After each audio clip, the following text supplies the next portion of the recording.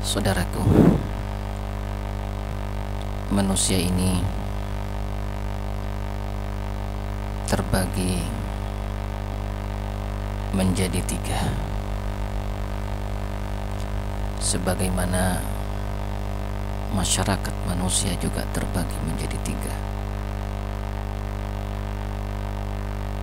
Pertama adalah manusia yang sehat. Yang kedua adalah manusia yang sakit. Dan yang ketiga adalah manusia yang mati.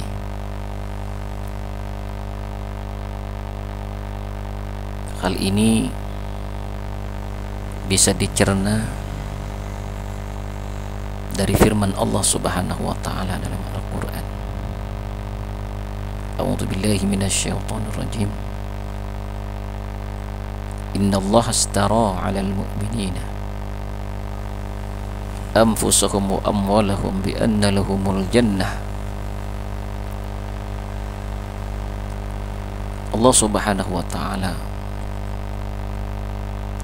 telah membeli orang-orang yang beriman ini diri dan hartanya dengan surga.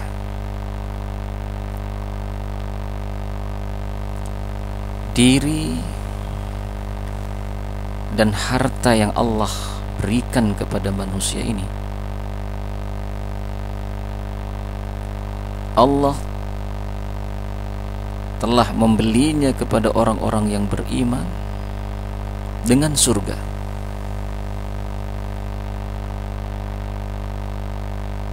Di dalam ayat ini, saudaraku, ada tiga komponen. Yang pertama adalah firman Allah itu sendiri yang telah memberikan informasi kepada manusia yang harus diterima oleh manusia, dimasukkan ke dalam fikiran manusia untuk kemudian diturunkan ke dalam hati manusia.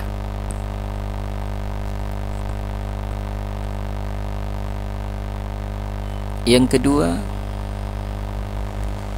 di situ ada kata-kata anfus, diri, nafsun, diri manusia itu sendiri, ashas, diri manusia, individu manusia, pribadi manusia.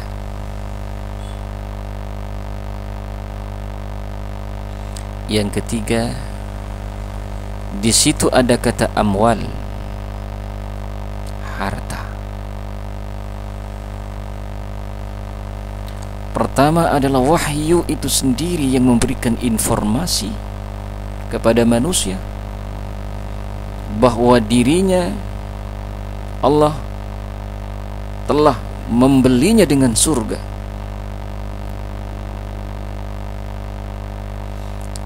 Yang kedua adalah anfus, diri manusia.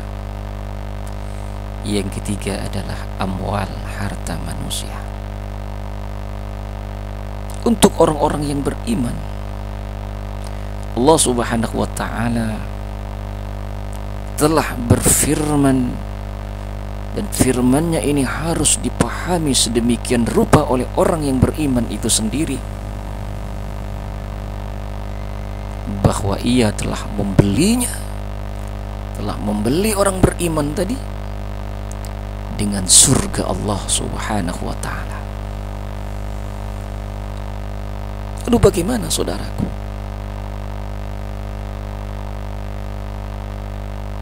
Disinilah kemudian bisa muncul tipe manusia. Manusia yang mampu menyerap informasi langit ini dipahami dengan fikirannya dan hatinya, kemudian mewujud menjadi amal, menjadi gerak perbuatan, sikap, perilaku, ungkapan pribadi, ungkapan lisan, menunjukkan apa dengan yang ada dalam Al-Quran ini. Maka inilah yang disebut dengan manusia yang sehat. Kalau kumpulan manusia-manusia yang sehat ini bergabung menjadi sebuah bentuk komunitas, maka itulah yang disebut dengan generasi langit, masyarakat langit, atau yang bisa kita sebut sebagai umat langit.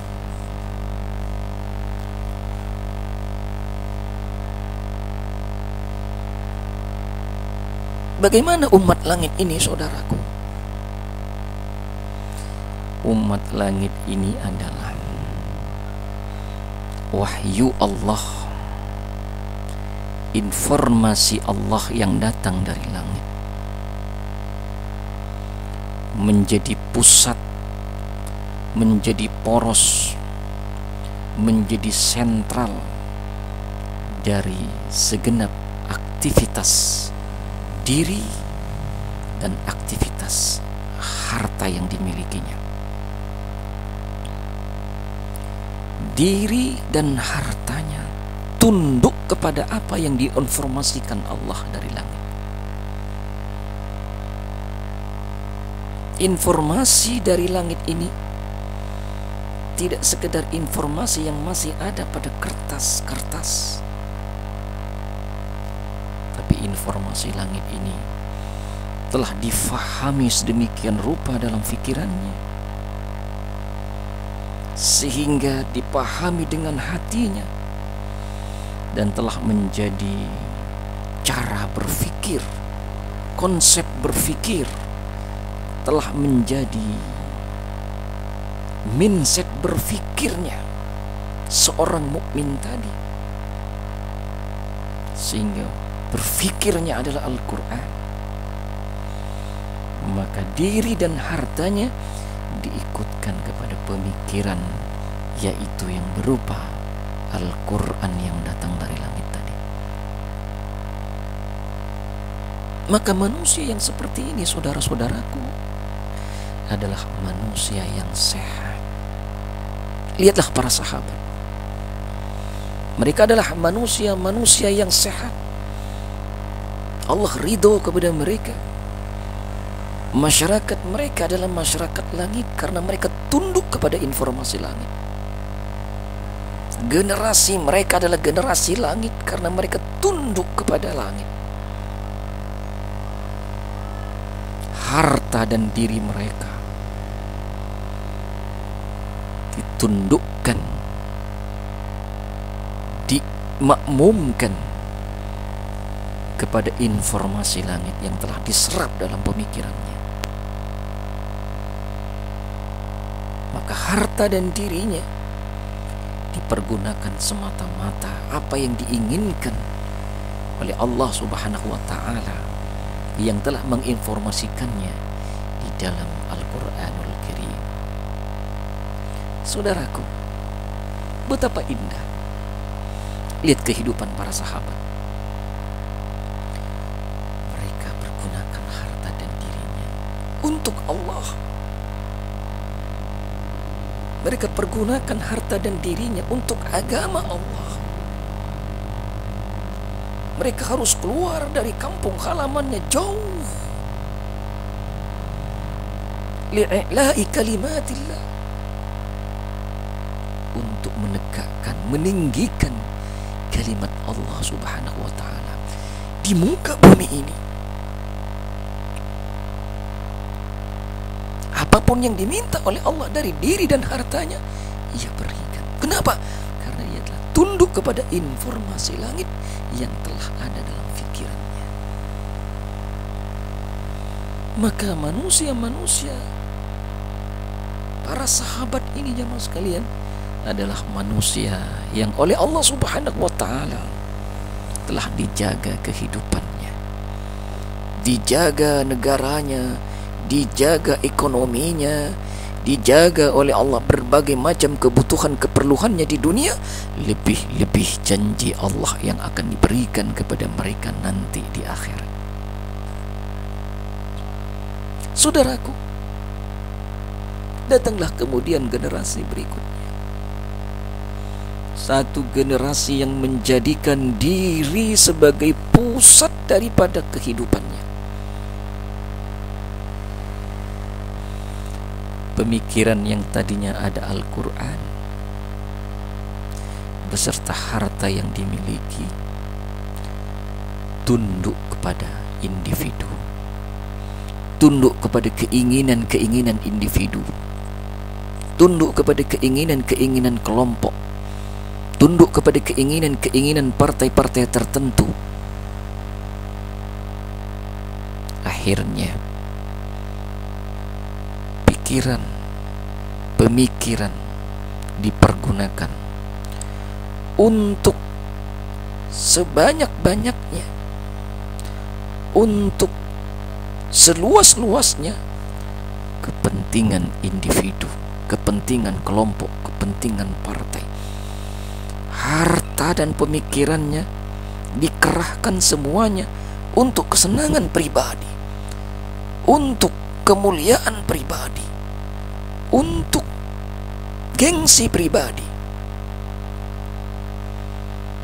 Terjadilah manusia yang sakit.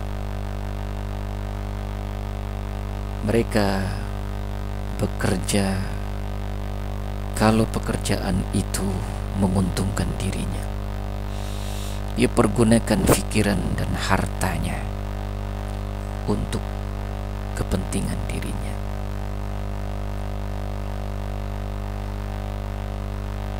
Ia katanya berjuang, tapi berjuang atas nama dirinya. Ia katanya berkorban, tapi berkorban atas nama dirinya. Ia korbankan hartanya, korbankan pikirannya untuk dirinya sendiri, untuk golongannya sendiri, untuk partainya sendiri. Hadirin, inilah yang disebut dengan manusia yang sakit, di mana poros kehidupannya tidak lagi pada pikiran, akan tetapi pikiran dan hartanya tunduk kepada kemauan dan keinginan dirinya sendiri. Maka inilah yang disebut dengan manusia yang sakit. Dan masyarakat yang tumbuh seperti ini adalah masyarakat atau generasi yang sakit. Kemudian jamaah sekalian, muncul satu generasi baru, di mana harta menjadi poros dalam kehidupan mereka. Pikiran, diri dikorbankan, dikerahkan untuk setinggi-tingginya mendapatkan harta. Ia sekolah tinggi-tinggi, dipergunakan pikirannya untuk mendapatkan harta. Ia latih dirinya memiliki kompetensi, kemampuan, keterampilan semata-mata untuk mendapatkan harta. Dia berkorban untuk harta, dia berjuang untuk harta. Poros dalam kehidupannya ada di harta, sehingga pemikiran dan tenaga pribadinya dipergunakan sebanyak-banyaknya demi mendapatkan harta yang ia inginkan. Jamaah sekalian rahimakumullah, saudaraku, dalam keadaan seperti inilah manusia jatuh menjadi manusia yang telah mati. Kenapa? Karena harta yang menjadi poros dalam kehidupan. Keadaan masyarakat yang seperti ini ia sangat memuliakan dan mengagungkan para pemilik harta.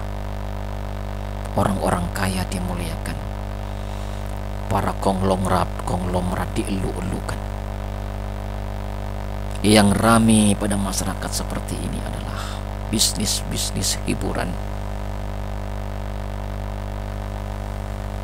Semuanya dikorbankan untuk harta. Ulama pada saat itu yang notabene merupakan representasi daripada pemikiran Islam harus tunduk kepada harta. Ia berjuang bukan untuk umat, bukan untuk agama, tapi untuk harta yang ia ingin dapatkan dalam kehidupan. Kenapa? Karena pikiran yang seharusnya telah terisi dengan informasi langit dan Al-Quran tadi, ternyata Al-Quran itu sendiri, ayat-ayat yang ada dalam pikiran itu sendiri tidak lagi dipergunakan untuk meninggikan kalimat Allah, tapi dipergunakan untuk memperbanyak harta dalam kehidupan. Masyarakat yang seperti inilah yang disebut dengan masyarakat yang sakit, jamaah sekalian rahimakumullah.